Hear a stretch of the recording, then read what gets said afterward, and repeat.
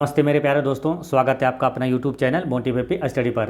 Railway में TCS द्वारा science का अब तक पूछा गया सभी प्रश्नों का सब्जेक्ट वाइज फास्ट रिवीजन कर रहे हैं। डेली 2 वीडियो अपलोड किया जा रहा है। तो जो लोग भी रेलवे का फॉर्म अप्लाई किए हैं वो लोग डेली इस सीरीज को अवश्य देखें, और जिनका एग्ज़ाम रेलवे टेक्नीशियन का है वो लोग तो निश्चित रूप से एक भी वीडियो मिस ना करें। और एनटीपीसी का जो फॉर्म अप्लाई किए हैं वो लोग डेली इस सीरीज को जरूर देखें, क्योंकि साइंस का बहुत सारा प्रश्न पूछा जाता है। एक महत्वपूर्ण पार्ट है और साइंस के बहुत सारे प्रश्न रिपीट भी होता है।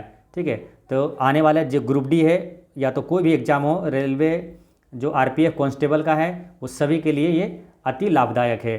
तो चलिए शुरू करते हैं। ये फिजिक्स का क्लास 9 वीडियो होगा, और क्लास 8 तक जो भी नहीं देखें वो प्ले लिस्ट में जाकर जरूर देख लीजिएगा। पहला क्वेश्चन है कि निम्नलिखित में से क्या समान है।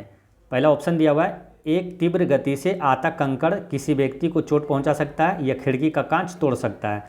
दूसरा में क्या, किसी गतिशील वाहन की ऊर्जा। तीसरा है क्या, तेज़ी से चलती हवा कई घरों को नुकसान पहुंचा सकती है। फिर ऑप्शन डी में कि हवा पवन चक्की के फलकों को चला सकती है। तो ये चारों में क्या समान है ये पूछा है। इसमें क्या समान है, गतिज ऊर्जा समान है, या तो अति तीव्र गति है, या तो गुरुत्वीय खिंचाव है, या तो घर्षण बल है। तो ये चारों में एक चीज़ ये समान है कि चारों में गतिज ऊर्जा है। ठीक है, ऑप्शन नंबर ए इसका करेक्ट आंसर है। नेक्स्ट है 3 m मतलब मास है, द्रव्यमान की एक वस्तु को भू स्तर से h ऊंचाई तक ऊपर उठाया गया है, वस्तु की स्थिति ऊर्जा क्या होगा। तो वस्तु की स्थिति ऊर्जा सूत्र होता है mgh। तो मास कितना दिया हुआ है 3m। ठीक है, और gh तो आंसर क्या हो जाएगा 3mgh। ऑप्शन नंबर सी इसका करेक्ट आंसर है। नेक्स्ट है, यदि एक बंदूक की गोली से चलाई जाती है, एक बंदूक से गोली चलाई जाती है और बंदूक पीछे की ओर जाती है, तो बंदूक की गतिज ऊर्जा क्या होगी। तो बंदूक की गतिज ऊर्जा गोली से कम होता है। ठीक है, जब गोली चलती है तो बंदूक की गतिज ऊर्जा गोली से कम होगा। नेक्स्ट है, एक मोबाइल को किसी बालकनी से गिराया गया, यदि मोबाइल फ़ोन का द्रव्यमान 0.5 kg है और मोबाइल फ़ोन को 100 मीटर की ऊंचाई से गिराया गया है और स्मॉल जी का मान 10 है, तो मोबाइल फ़ोन की स्थिति ऊर्जा क्या होगी। तो स्थिति ऊर्जा बराबर क्या होता है mgh। m कितना देगा 0.5 mgh, यानी कि m ये है, g ये है, h ये है, तीनों को गुना कर दीजिए आंसर आ जाएगा। तो 0.5 को 10 से जब गुना करेंगे तो कितना आ गया 5 है ना, ये शून्य से ये पॉइंट चला जाएगा तो 5, और गुना 100 करेंगे यानी 500। तो आंसर क्या आ जाएगा option number D 500 joule. Next है, 11 kg की एक वस्तु जब भूमि से 8 मीटर की ऊंचाई पर हो तब इसमें निहित ऊर्जा कितनी होती है। तो निहित ऊर्जा यानी कि स्थितिज ऊर्जा mgh, यानी तीनों को गुना करिए आंसर आ जाएगा। तो इसको तीनों को गुना करना है तो आंसर क्या आएगा, देखिए 11 गुना 8 और गुना 9.8। तो इसका करेक्ट आंसर क्या होगा। देखिए पहला तो ये समझिए, देखिए एक है यहाँ गुना 8 करेंगे, 8 8 8 64, लास्ट में 4 आएगा पहला नंबर, यहाँ 4 लास्ट में कहाँ है ऑप्शन नंबर डी में। ठीक है, और एक चीज़ और ध्यान रख सकते हैं इसमें, जैसे कि अगर गुना करने में लास्ट में 0 नहीं आया तो उसका जो टोटल क्या होगा मान जो होगा वो दशमलव में जरूर होगा। तो दशमलव में देखिए ए नहीं है, सी बी नहीं है, ठीक है, डी में है, तो डायरेक्ट इसको टिक करके आसानी से निकल सकते हैं, पूरा गुना करने की जरूरत भी नहीं है। तो आंसर डी हो गया। नेक्स्ट है, 15 kg की एक वस्तु जब भूमि से 5 मीटर की ऊंचाई पर हो तब इसमें निहित ऊर्जा कितनी होगी। तो निहित ऊर्जा क्या होगा mgh यानी कि द्रव्यमान, और गुरुत्वीय त्वरण ये दिया और h ये 5 दिया है, सभी को गुना कर दीजिए। ठीक है, तो आंसर आ जाएगा। तो इसको गुना करेंगे तो क्या आएगा, देखिए पहले 5 को गुना कर देते हैं इसमें। ठीक है, 5 8 40 और 5 45 और 4 49, कितना आ गया 49 ही आ गया। ठीक है, ये 49 है, गुना 15 करिए तो क्या होगा 5 45। ठीक है, तो 45 यानी कि 5 लास्ट में आ रहा है ना, 5 9 45, तो 5 वाला आंसर होगा, एक यहाँ है और एक यहाँ है। ठीक है, तो सी और डी दोनों तो सेम ही है ना, 735 जूल है ना, तो इसका आंसर क्या होगा 735 जूल है ना, ऑप्शन में रहे इसका करेक्ट आंसर हो गया। कुछ भी सी या तो डी दोनों एक ही दे दिया है ना, तो आंसर यहाँ क्या हो गया डी हो गया। ठीक है, या सी भी कह सकते हैं। नेक्स्ट है, भूमि से 6 मीटर की ऊंचाई पर स्थित 10 kg द्रव्यमान की एक वस्तु की ऊर्जा की गणना करें, जबकि दिया हुआ है स्मॉल जी बराबर इतना दिया हुआ है, ठीक है। तो वही ऊर्जा यानी कि mgh निकालना है, स्थितिज ऊर्जा, ठीक है। तो सबको गुना करिए, 98 में 10 से गुना करेंगे तो 9.8 है, तो 10 से गुना करेंगे तो 98 आ जाएगा ना, पॉइंट हट जाएगा। तो 98 है, यहाँ गुना 6 करना है, तो 6 8 48, लास्ट में 8 आ रहा है ना, 6 8 48, ठीक है। तो 48, तो 8 तो सब में 2 3 गो में, ठीक है। फिर गुना करते हैं, 6 9 54 4 58, 588, 588 कहाँ है, ऑप्शन नंबर डी और बी में। तो कौन सा आंसर होगा, तो होगा क्या, ऊर्जा पूछा, ऊर्जा और कार्य की इकाई क्या होता है, जूल, तो जे वाला होगा ना, 588 जूल होगा, ऑप्शन नंबर बी। नेक्स्ट है 408, किसी वस्तु को ऊर्ध्वाधर ऊपर की ओर फेंका गया है और यह भूमि से अधिकतम ऊंचाई h तक पहुंची, तो इसके ऊपर जाने के दौरान ऊंचाई h के 1/4 पर वस्तु में होगी। तो वस्तु में क्या होगा, तो देखिए फिर से क्वेश्चन एक बार समझ लीजिए। किसी वस्तु को ऊर्ध्वाधर ऊपर की ओर, है ना, ऊपर की ओर फेंका गया है, यह भूमि से अधिकतम ऊंचाई h तक पहुंची, भूमि से अधिकतम ऊंचाई जो जैसे फेंके अधिकतम ऊंचाई तक वो पहुंचा, इसके ऊपर जाने के दौरान ऊंचाई h के 1/4 पर वस्तु में डैश होगी, क्या होगा, कम स्थितिज ऊर्जा और अधिक गतिज ऊर्जा होगी, है ना। ऑप्शन नंबर ए इसका करेक्ट आंसर है, कम स्थितिज ऊर्जा होगा और गतिज ऊर्जा अधिक होगी। नेक्स्ट है स्थितिज ऊर्जा बराबर सूत्र क्या आता है, mgh, है ना, ऑप्शन नंबर बी इसका करेक्ट आंसर हो गया। नेक्स्ट है सही विकल्प से रिक्त स्थान की पूर्ति करें।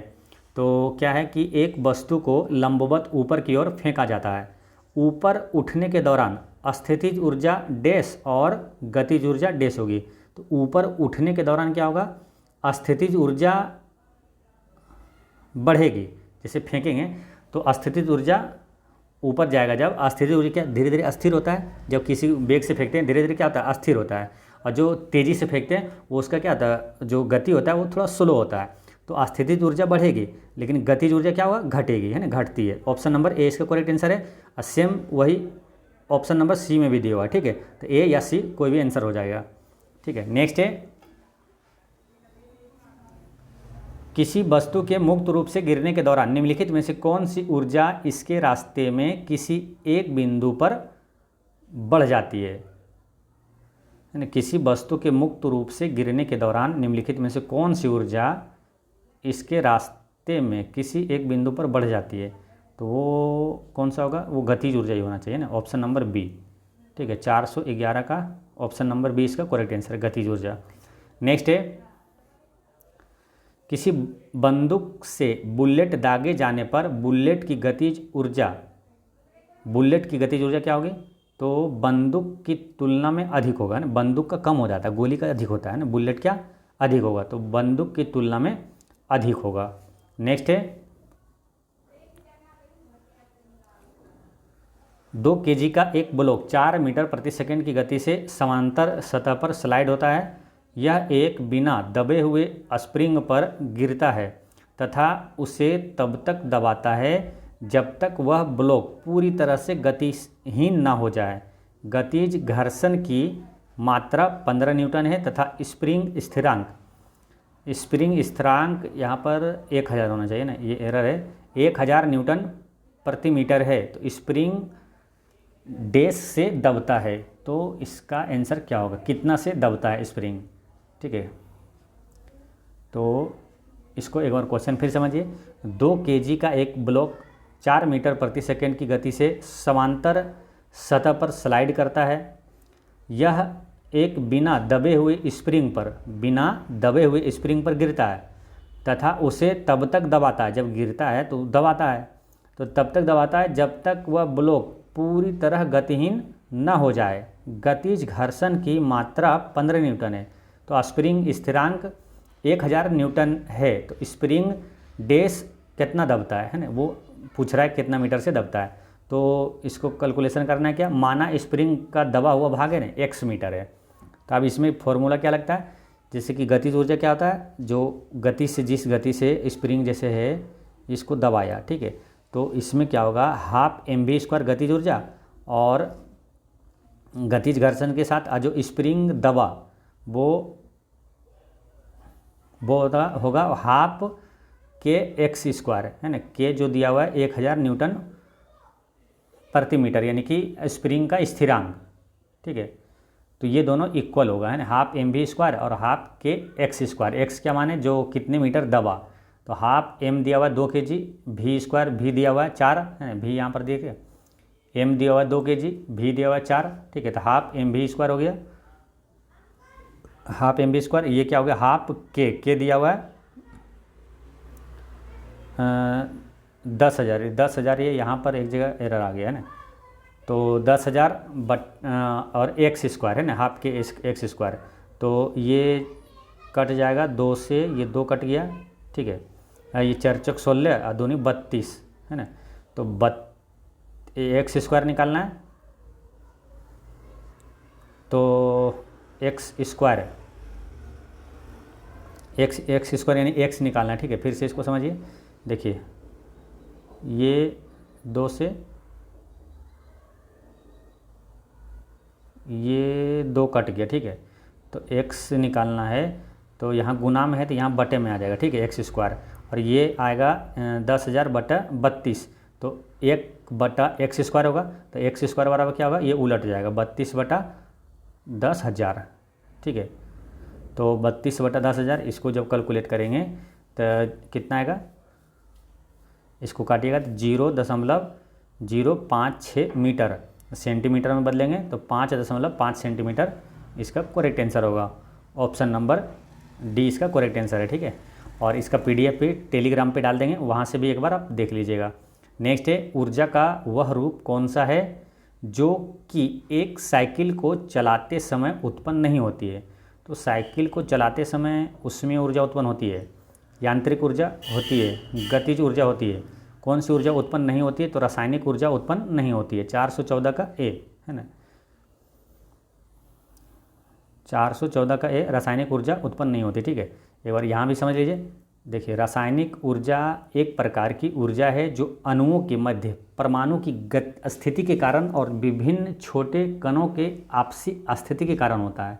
अतः रासायनिक ऊर्जा साइकिल चलाने पर उत्पन्न नहीं होती है, क्योंकि यह एक भौतिक क्रिया है।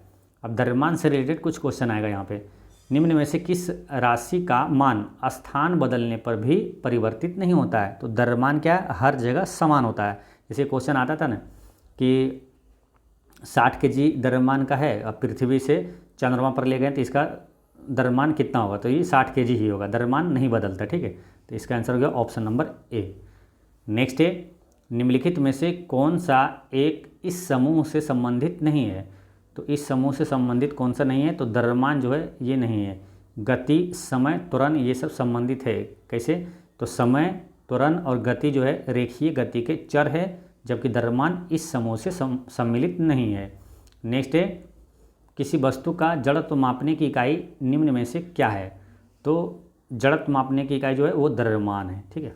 नेक्स्ट है, वस्तु के द्रव्यमान का मापन किसका मापन कहलाता है, तो ये जड़त्व का मापन कहलाता है। नेक्स्ट है, वस्तु के जड़त्व को निम्न में से किस में मापा जाता है, तो द्रव्यमान में मापा जाता है जड़त्व को। नेक्स्ट क्वेश्चन है 420,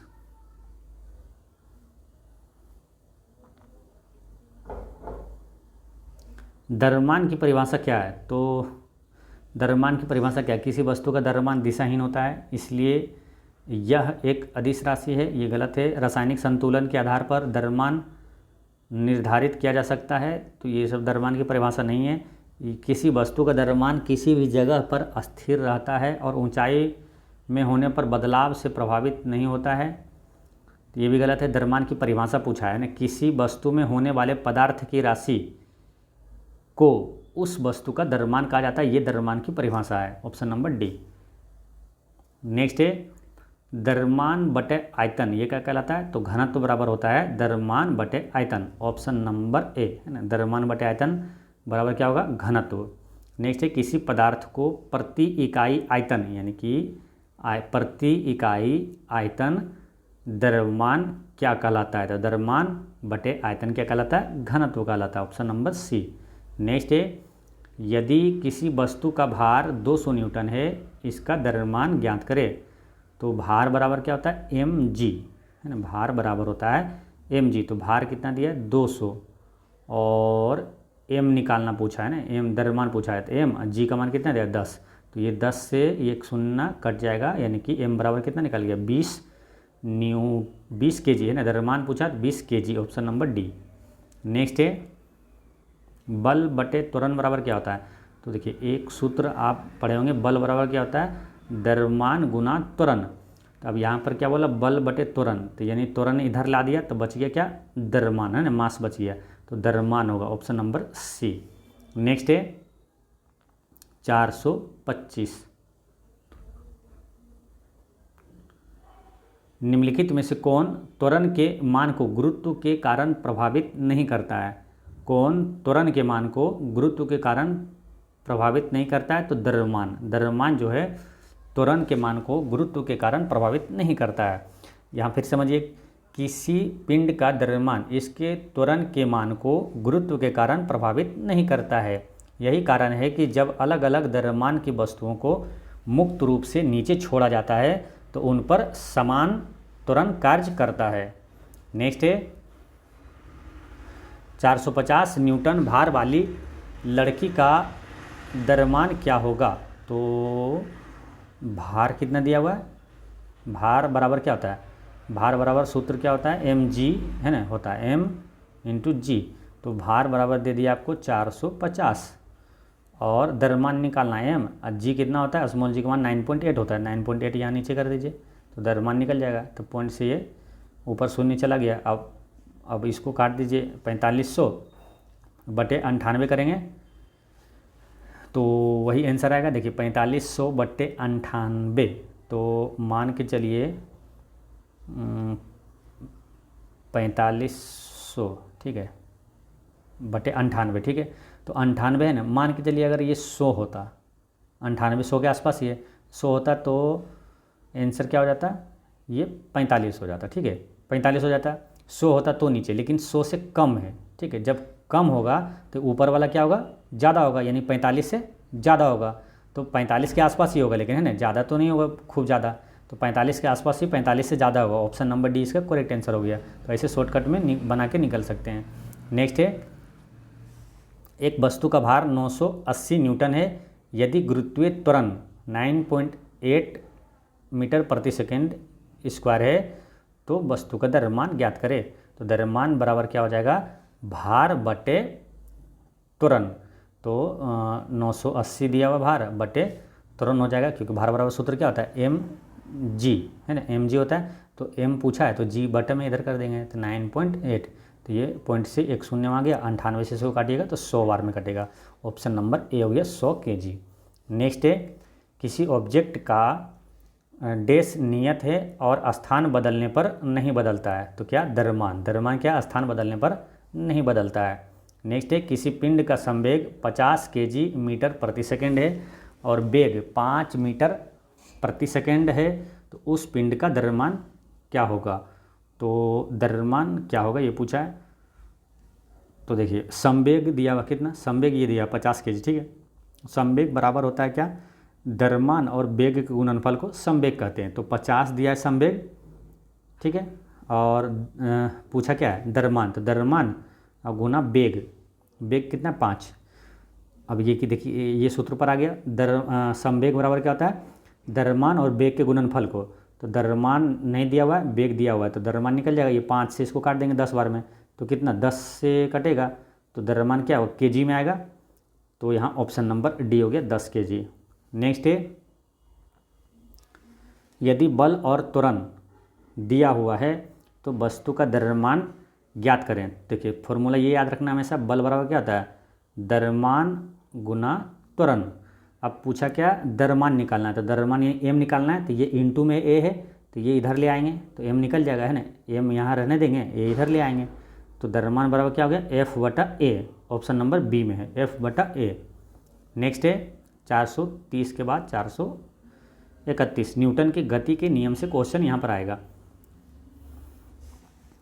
निम्नलिखित में से कौन सा उदाहरण न्यूटन की गति के पहले नियम को दर्शाता है। तो पहले नियम को दर्शाता है, देखिए पहले नियम को क्या दर्शाता है कि जब एक बस अचानक शुरू होती है तब यात्रियों को पीछे की ओर झटका लगता है। ठीक है, ऑप्शन नंबर सी, जड़त्व का नियम भी इसे कहा जाता है। न्यूटन का गति का पहला नियम में क्या होता है, न्यूटन ने तीन गति का नियम 3 को दिया था। ठीक है, और उसमें पहला नियम क्या है, जब कोई वस्तु अगर गति में है तो वो गति में रहना चाहती है, या तो अस्थिर है तो वो अस्थिर ही रहना चाहती है जब तक उस पर कोई बाह्य बल ना लगाया जाए। ठीक है, ये न्यूटन के गति का पहला नियम है। ठीक है, तो इसके अनुसार से ऑप्शन नंबर सी इसका करेक्ट आंसर हो गया। नेक्स्ट है, यदि हम पेड़ की शाखा को तेज़ी से हिलाएं तो कुछ पत्तियां पेड़ से अलग हो जाती है, यह डैश के कारण होता है, तो यह जड़त्व के कारण होता है। नेक्स्ट है, गति का तीसरा नियम डैश और वेग के बीच संबंध प्रदान करता है, तो ये स्थिति और वेग के बीच संबंध प्रदान करता है। तीसरा नियम क्या है कि प्रत्येक क्रिया के विपरीत और बराबर प्रतिक्रिया होती है। नेक्स्ट है 434,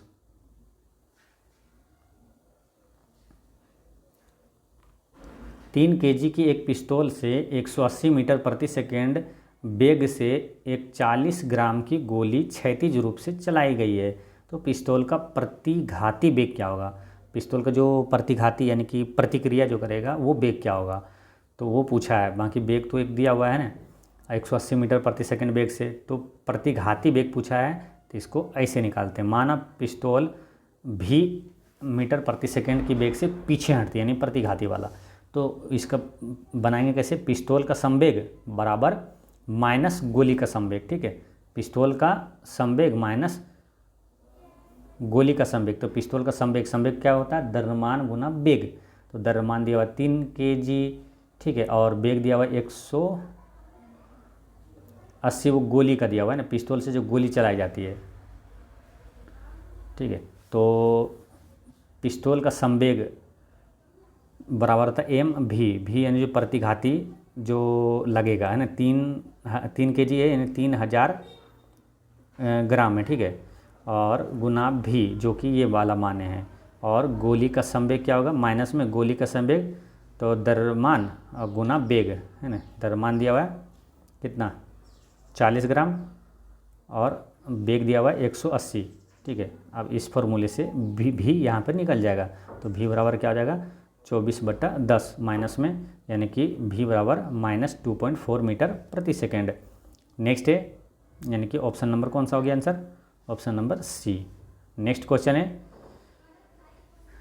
किसी वस्तु के संवेग परिवर्तन की दर बल की दिशा में आरोपित असंतुलित बल के समानुपाती होती है, इस नियम को क्या कहा जाता है। किसी वस्तु के संवेग परिवर्तन की दर बल की दिशा में आरोपित असंतुलित बल के समानुपाती होती है, तो ये नियम कौन सा मालूम, ये न्यूटन का दूसरा नियम है।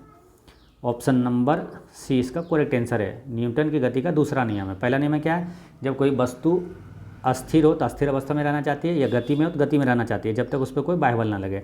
दूसरा नियम क्या हो गया कि वस्तु के संवेग परिवर्तन की दर बल की दिशा में आरोपित असंतुलित बल के समानुपाती होती है। तीसरा नियम क्या है, प्रत्येक क्रिया के विपरीत और बराबर विपरीत प्रतिक्रिया होती है। तो तीसरा नियम है न्यूटन का गति का तीसरा नियम है, मतलब 3 नियम है। न्यूटन ने कितने नियम दिए, 3 नियम दिए। ठीक है, और प्रथम नियम को क्या कहा जाता है, ये भी याद रखना, आपको पूछा जाता है। प्रथम नियम को जड़त्व का नियम कहा जाता है, दूसरा नियम को संवेग का नियम कहा जाता है, और तृतीय नियम को क्रिया प्रतिक्रिया का नियम कहा जाता है। पहला जो नियम है उससे बल का परिभाषा निकलता है, और दूसरा नियम से बल का सूत्र निकलता है ना, बल का व्यंजक है ना, F बराबर ma। ठीक है, नेक्स्ट है, गति का दूसरा नियम किससे संबंधित है, तो ये संवेग से संबंधित है। गति का दूसरा नियम संवेग से संबंधित है, जैसे कि किसी वस्तु के संवेग में आया बदलाव उस वस्तु पर आरोपित बल के समानुपाती होता है तथा समान दिशा में घटित होता है। नेक्स्ट है, न्यूटन के गति का दूसरा नियम क्या है, तो न्यूटन के गति का दूसरा नियम है दो परस्पर प्रभावी वस्तुओं पर बलों के बीच संबंधों की व्याख्या करता है, या जड़त्व के नियम को से भी जाना जाता है, या बल के प्रभावों को समझने में सहायक है, या ऊर्जा संरक्षण के नियम से भी जाना जाता है। तो ये बल के प्रभावों को समझने में सहायक है। ऑप्शन नंबर सी है ना, 437 का ऑप्शन नंबर सी इसका करेक्ट आंसर है। नेक्स्ट है, न्यूटन के गति के दूसरे नियम का समीकरण क्या है? तो न्यूटन के दूसरे नियम से बल का सूत्र निकलता है ना, बल का व्यंजक, यानी कि F बराबर ma। ऑप्शन नंबर 20 का करेक्ट आंसर है। नेक्स्ट है समीकरण F बराबर ma को न्यूटन का कौन सा नियम के रूप में जाना जाता है? दूसरा नियम, है ना, सूत्र जो निकलता है न्यूटन का दूसरा नियम से।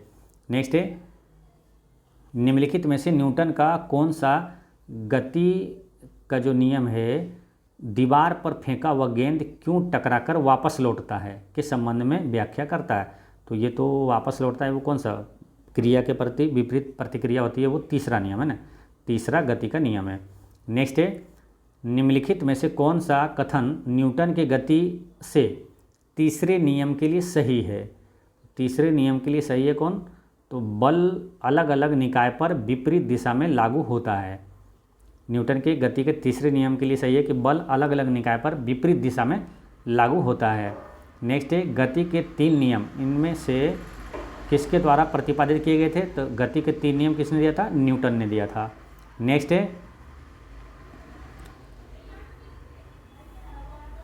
और तीनों नियम के बारे में आपको बता दिए, और न्यूटन ने जो तीनों नियम दिया था कब दिया था? 1687 में दिया था ना। आइजैक न्यूटन ने सबसे पहले 1687 में अपनी पुस्तक प्रिंसिपिया में गति के तीनों नियमों को प्रतिपादित किया था। पहला नियम क्या है? पहला नियम क्या है कि कोई वस्तु अगर अस्थिर है तो अस्थिर रहेगा, और गति में तो गति में रहेगा जब तक उस पर कोई बाह्य बल न लगे। दूसरा नियम क्या है गति का? किसी वस्तु के संवेग में परिवर्तन की दर उस पर लगाए गए बल के अनुक्रमानुपाती यानी समानुपाती होता है, और संवेग परिवर्तन बल की दिशा में होती है। तीसरा नियम क्या? किसी भी वस्तु पर क्रिया की समान किंतु विपरीत दिशा में प्रतिक्रिया होती है। नेक्स्ट है आइजैक न्यूटन द्वारा गति के कितने नियम प्रतिपादित किए गए? तो 3 नियम प्रतिपादित किए गए। ऑप्शन नंबर ए इसका करेक्ट आंसर है। नेक्स्ट है न्यूटन की गति के नियमों का प्रकाशन कब हुआ? ये सभी क्वेश्चन देखिए पूछा हुआ, ये सभी क्वेश्चन पूछा जाता है। कई बार पढ़ते होंगे तो लगता है कि नहीं पूछा जाता है, लेकिन देखिए यहाँ है ना पूछा हुआ है, 2018 में पूछा हुआ, ठीक है। तो ये न्यूटन ने गति का नियम कब दिया? 1687 में दिया था ना, ऑप्शन नंबर डी। नेक्स्ट है गति का प्रसिद्ध नियम किसने दिया था? तो न्यूटन ने दिया था। नेक्स्ट है एक निकाय के संवेग में परिवर्तन की दर डैश के समानुपाती होता है।